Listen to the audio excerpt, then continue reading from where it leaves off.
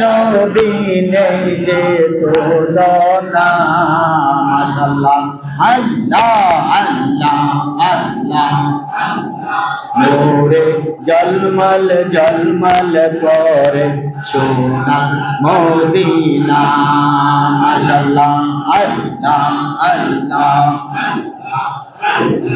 মায়ার নবী দয়ার নবী নেই যে তুলনা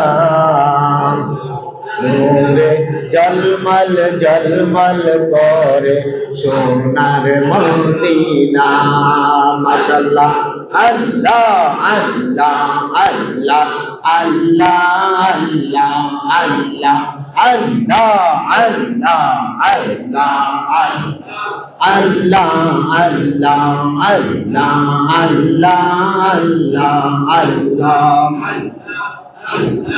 মদিনা শরীফের মাঝে রিয়াজুল জান্নাহ আছে রে মদিনা শরীফের মাঝে রিয়াজুল জান্নাহ আছে রে সেই জান্নাতে করলে জিয়ারত সেই জান্নাতে করলে জিয়ারত জীবনের গুনাহ থাকে না মাশাআল্লাহ আল্লাহ আল্লাহ আল্লাহ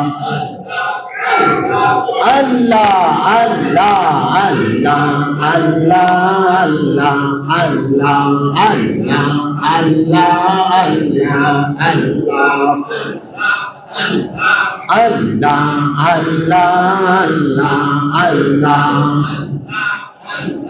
মদিনা শরীফের মাঝে রিয়াজুল জান্নাহ আছে রে সেই জাগাতে করলে জিয়ারত সেই জাগাতে করলে জিয়ারত জীবনের গুনাহ থাকে না মাশাআল্লাহ আল্লাহ আল্লাহ আল্লাহ আল্লাহ আল্লাহ আল্লাহ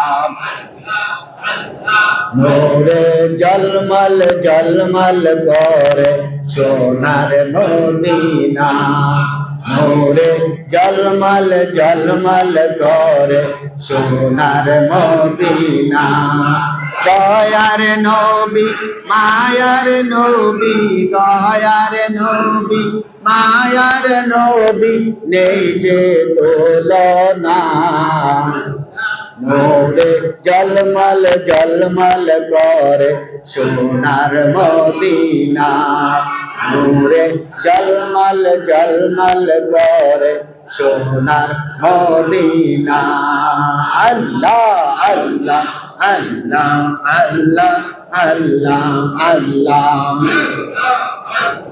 মদিনা শরীফের মাঝে রহমতের মিম্বর আছে রে সেই মিম্বরে খুতবা দিতেন সেই মিম্বরে খুতবা দিতেন নূরের নবী মুস্তাফা আল্লাহ আল্লাহ আল্লাহ আল্লাহ আল্লাহ আল্লাহ নূরে জলমল জলমল করে সোনার মদিনা মাশাআল্লাহ আল্লাহ আল্লাহ আল্লাহ আল্লাহ আল্লাহ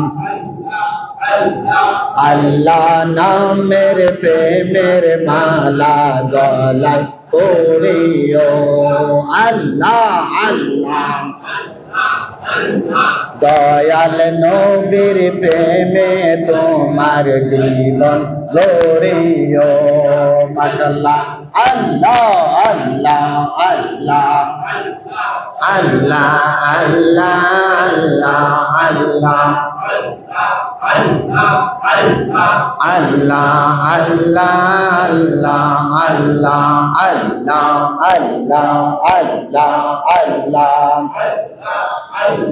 লা ইলাহা ইল্লাল্লাহু মুহাম্মাদুর রাসূলুল্লাহ সাল্লাল্লাহু আলাইহি ওয়াসাল্লাম। সবাই বলেন আলহামদুলিল্লাহ। আরো জোরে সরে বলেন আলহামদুলিল্লাহ। আমরা যে দয়াল নবীজি, মায়ার নবীজির উম্মত হতে পেরেছি, খুশি না বেজার? সবাই জোরে সরে বলেন আলহামদুলিল্লাহ। আল্লাহর হাবিব সাল্লাল্লাহু আলাইহি সাল্লাম হইলেন আমাদের ঈমান। জোরে কন্না সুবহানাল্লাহ। আল্লাহকে অনেকেই বিশ্বাস করে, যেমন মনে করেন আমাদের দেশের হিন্দু সম্প্রদায়, তারাও প্রকারান্তরে আল্লাহকে ঈশ্বর বলে। আল্লাহকে কি বলে? তারা ঈশ্বর বলে। আমরা বলি আল্লাহ, তারা বলে ঈশ্বর। কিন্তু এখানে আল্লাহর একটা স্বীকৃতি দেওয়া হয়েছে। খ্রিস্টানরা আল্লাহকে গড বলে। কি বলে? গড। এখানেও তারা আল্লাহকে স্বীকৃতি দেয়, কথায় কথায় বলে আমার মুসলমান ভাইয়েরা, তোমরা গড কও, তোমরা আল্লাহ কও, আর আমরা গডকে। হিন্দুরা বলে ভাই তোমরা আল্লাহ কও, আমরা ঈশ্বর কই। এরকম বলে কি না? তাহলে প্রকারান্তরে তারা আল্লাহকে আল্লাহ মাইনা নিবে। কিন্তু বেজালটা কোন জায়গায়? বেজালটা হইল নবী মুহাম্মদ রাসূলুল্লাহ সাল্লাল্লাহু আলাইহি ওয়াসাল্লাম। তিনি কে সবাই শেষ নবী মানে না। না মানার কারণে হিন্দুরা হিন্দু, খ্রিস্টানরা খ্রিস্টান, বৌদ্ধরা বৌদ্ধ, আর আমরা মুসলমান হইলাম কালমায়ে শাহাদাত, আশহাদু আল্লা ইলাহা ইল্লাল্লাহু ওয়াহদাহু লা শারীকা লাহু ওয়া আশহাদু আন্না মুহাম্মাদান আবদুহু ওয়া রাসূলুহু। আমরা নবীকে নবী মানি কি মানি না? নবীকে না মানার কারণে ওনারা হইল বেঈমান, আর আমরা নবীকে মানার কারণে হইলাম ঈমানদার। জোরে কন্না সুবহানাল্লাহ। সেই নবী, দয়ার নবী, মায়ার নবীর আমলে সমস্ত মহিলারাও এসে মসজিদে নামাজ পড়তো। জোরে কন সুবহানাল্লাহ। নবীজির আমলে মেয়েরা কি করতো? মসজিদে এসে নামাজ পড়তো। কাতারের নিয়ম ছিল কি? সামনে থাকবে পুরুষেরা, পুরুষের পরে পুরুষ বালিকারা, ছোট্ট ছোট্ট ছেলেরা, পুরুষ ছেলেরা থাকবে এর পিছনে, এর পিছনে দাঁড়াইতো মহিলারা। এভাবে কাতার পেরা আল্লাহর হাবিবের আমলে পুরুষ এবং মহিলা সবাই কি করতো? মসজিদে আইসা নামাজ পড়তো। 5 ওয়াক্ত নামাজ এবং জুমার নামাজ, এই সবগুলো নামাজ পুরুষেরাও মসজিদে আসতো, মহিলারাও মসজিদে আসতো। কন্যা সুবহানাল্লাহ। ওই সময়ের ঈমান ছিল অত্যন্ত কঠোর, ঈমান ছিল শক্ত। মানুষ মুসলমান ঈমানদার পাপের কাজের কাছেও যাইতো না। জোরে কন্যা সুবহানাল্লাহ। পাপের কাজকে তারা এত ঘৃণা করত। আল্লাহর হাবিব সাল্লাল্লাহু আলাইহি ওয়াসাল্লাম ফতে মক্কার দিনে দেখতে পাইলেন একজন বৃদ্ধ মহিলা বড় একটা গাঁটটি বানাইছে, কিছু গাঁটটি মাথায়, কিছু গাঁটটি হাতে, সবকিছু লইয়া তিনি পলায়ন আরম্ভ করেছেন।